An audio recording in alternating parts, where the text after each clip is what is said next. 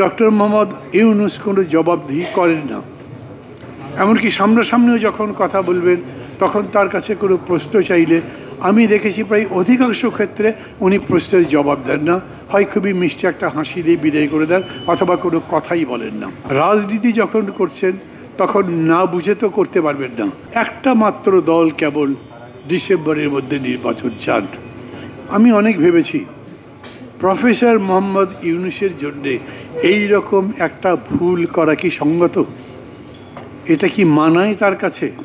মানে উনি ভুল করে বলেছেন এরকম কি হতে পারে? উনি জানতেনই না যে একটারও বেশি প্রায় 29টার মতো দল ইতিমধ্যেই ডিসেম্বরের মধ্যে ভোট চেয়েছেন।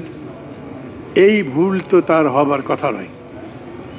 উনি কোনো ব্যাখ্যা দেননি এবং ডক্টর মোহাম্মদ ইউনূস কোনো জবাবদিহি করেন না। এমনকি সামনাসামনিও যখন কথা বলবেন তখন তার কাছে কোনো প্রশ্ন চাইলে আমি দেখেছি প্রায় অধিকাংশ ক্ষেত্রে উনি প্রশ্নের জবাব দেন না, হয় খুবই মিষ্টি একটা হাসি দিয়ে বিদায় করে দেন অথবা কোনো কথাই বলেন না। এটার একটা সমস্যা হচ্ছে, আমরা যে সংলাপের কথা বলি, সংলাপ এখন বলা হচ্ছে মূল যে ব্যক্তি তার সাথে আমাদের প্র্যাকটিক্যালি কোনো সংলাপ কখনো হয় না। 4 বার এবং গতকালকে যদি ধরেন তাহলে 5 বার উনি সব রাজনৈতিক দলগুলোকে ডেকেছেন কথা বলবার জন্যে এবং প্রায় প্রত্যেকটা বৈঠকের শুরুতেই উনি বলেছেন উনি খুবই ভালো ফিল করেন যখন উনি এই বৈঠকের সামনে পড়েন। যখন তার মধ্যে হতাশা থাকে, যখন তার মধ্যে দুশ্চিন্তে থাকে, সেগুলো সবই কাটিয়ে এই মানুষগুলোকে দেখলে, তাদের সাথে কথা বললে তার চিন্তার পরিবর্তন হয়, উনি বেশ আশাবাদী হয়ে ওঠেন।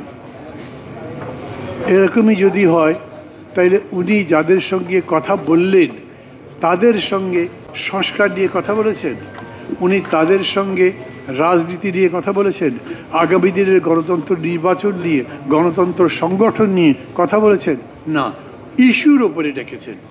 সেই ইস্যু হতে পারে শেখ মুজিবের জন্মদিন, সেই ইস্যু হতে পারে সাম্প্রদায়িকতা, সেই ইস্যু হতে পারে আগরতলাতে আমাদের এমবাসিকে, আমাদের হাই কমিশনকে যেরকম করে তারা আক্রমণ করেছে, এই ধরনের ইস্যু। আবার আমি বলছি কেবল ইস্যু নিয়ে ডেকেছেন, কিন্তু বিষয় নিয়ে অর্থাৎ রাজনীতির প্রশ্রয়ে তিনি ডাকেন নেই।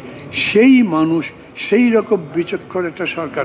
ধরেন দ্বিতীয় কথা যদি আমি বলি, হিউম্যান করিডোরের কথা বলেছেন, ফরেন অ্যাডভাইজার বললেন এটার ব্যাপারে তারা নীতিগত সিদ্ধান্ত নিয়েছেন। উনি এমনি এমনি বলতে পারেন? তারপরে আবার যাকে সিকিউরিটির দায়িত্ব দেওয়া হয়েছে সেই ভদ্রলোক বললেন এই নিয়ে কোনো কথা হয় নাই, ভবিষ্যতে কথা হবেও না। অথচ ওই এলাকা থেকে প্রচুর মানুষ আমাদের বলেন 1-2টা ট্রাক গেছে ওই দিকে, তাদেরকে সাহায্য সহযোগিতা দেওয়ার চেষ্টা করেছে, যদিও কথাটা খুব বিশ্বাসযোগ্য বলে আমার মনে হয় না।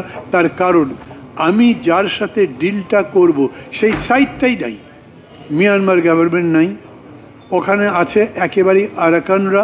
সেই আরাকানরা যারা দুস্থ, যাদের প্রয়োজন, তাদেরকে সাহায্য দেবে না, কারণ রোহিঙ্গাদের তারা নিধন করতে চায়। তাহলে এই কথাটা আসলো কোত্থেকে?